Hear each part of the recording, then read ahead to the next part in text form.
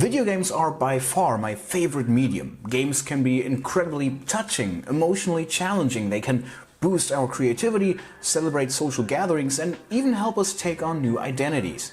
Or, to put it into different words, they're a great form of entertainment for immense masses of players all around the world. This is reflected in the incredible boost that the video game industry has seen over the last decades, and it remains the fastest growing form of entertainment in the world. Gaming is bigger than Hollywood and the music industry combined, and there seems to be no end in sight. Current forecasts expect the video game market to be worth almost $266 billion by the year 2025. However, as video games have started to reach more and more people, some fundamental issues have become increasingly visible. One of these issues is the question of accessibility in video games, and although games have seen a number of crucial improvements over the last few years, there is still a lot of work to be done. In this video, we will take a look at some of the most important issues regarding accessibility in video games, including the reasons for its importance, historical development, as well as current trends and ways to promote inclusivity. My name is Chris, and this is Gamers Delight. To start with, we should probably define accessibility. After all, it's the very core of our question. In our daily life, we usually associate accessibility with the creation of opportunities to help people overcome obstacles. Think of elevators, ramps, changing surfaces, or the inclusion of braille on traffic lights. I think we can all agree that accessibility should be ever present in everyday life. However, for far too long, we seem to have forgotten or ignored the digital aspects of modern life. Instead of asking how digital spaces can be made inclusive, we simply adopted an able-bodied perspective that remained largely unchallenged for decades. It goes without saying that changing this is not only in the interest of those who are directly affected by the lack of inclusiveness. Companies too should see that by ensuring accessibility, they can appeal to a bigger group of potential customers. And let's not forget that it affects a considerable number of people. After all, there are already more than 2.5 billion gamers worldwide, and this number is expected to rise to over 3 billion by next year. In the United States alone, 20% of casual gamers have some kind of deficiency, including reading disabilities, red-green color deficiency, temporary impairments, situational impairment, and a range of other disabilities. This only goes to show that there is no average gamer. Some may struggle to hold certain types of controllers, others face issues when confronted with games requiring quick reaction times. The exact nature of the potential disruption to the gameplay experience varies a lot, so it's of utmost importance to remember that there is not the disabled player. Accessibility is therefore a massive challenge, but one that desperately needs to be tackled. It's not just a business opportunity. Fighting for inclusivity in games means offering more people a chance to participate in the wondrous world of video games. Moreover, we should also remember that making games more accessible to people is not only advantageous for people with disabilities, but also for players who struggle with games for different reasons. Historically, however, there is a reason for the current lack of accessibility options in many games.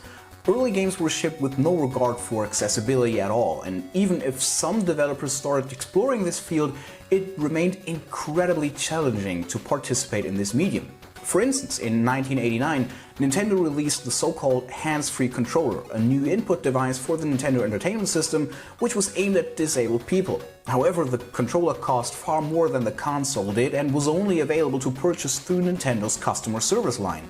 Despite the great potential, no more than 100 units were ever produced.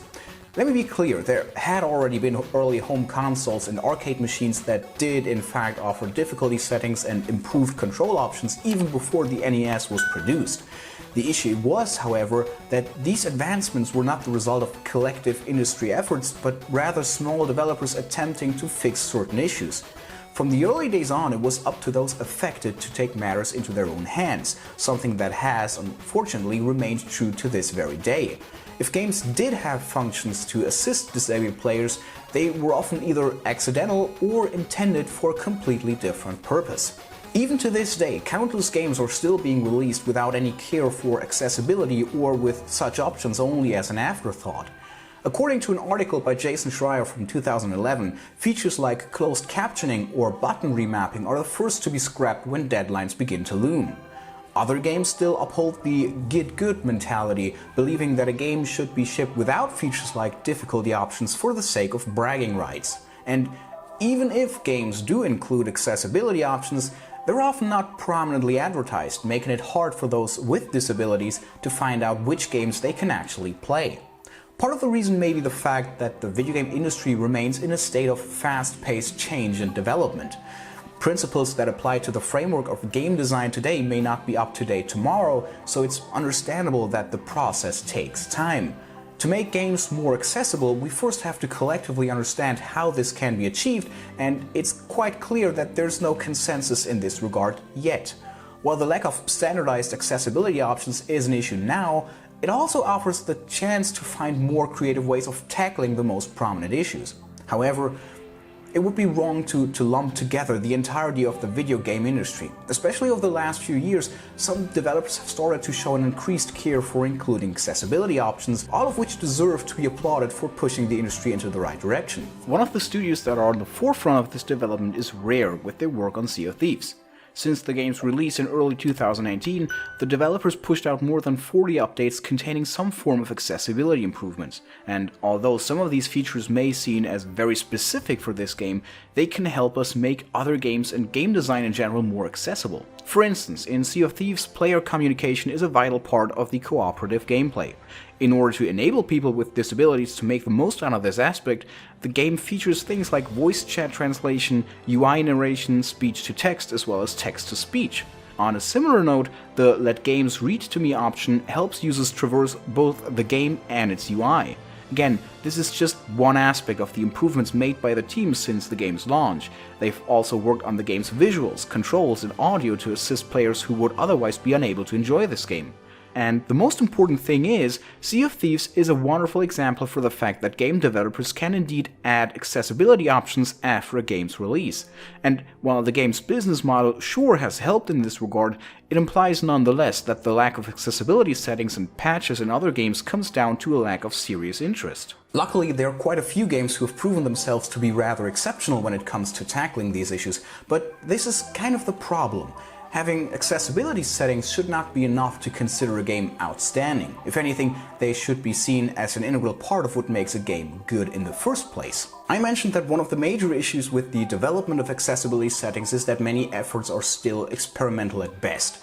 That being said, there are certain suggestions which, according to numerous sources and those affected, can be a first step in the right direction. For instance, a shocking amount of games lack any sort of difficulty options, which is more than disappointing given that they should be seen as an entry-level effort into making games more accessible. Moreover, customizing HP levels, removing QuickTime events, or editing specific difficulty settings like enemy range would not only assist people with disabilities, but could come in handy for able-bodied players as well. And yes, I do acknowledge that many game creators believe that a game's difficulty can be seen as a sole selling point, and I will also acknowledge that a fair number of players seem to agree. However, I claim that making games more accessible does not have to affect the original vision of the game if done correctly. Another field of possible improvements is that of visuals. Visual impairments are quite frequent among players and should go beyond simple color display options and filters. Games like The Last of Us 2 have shown that differentiating hues, highlighting certain colors, and including alternative options for backgrounds, fonts, etc. can be of massive help. Similarly, hearing impairments require games to feature good, consistent closed captioning, something that should already be considered industry standard, yet is failed by many modern games.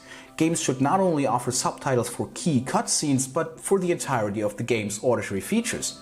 Take a look at Minecraft, for instance, in which a small box can display every sound that is currently being played by the game.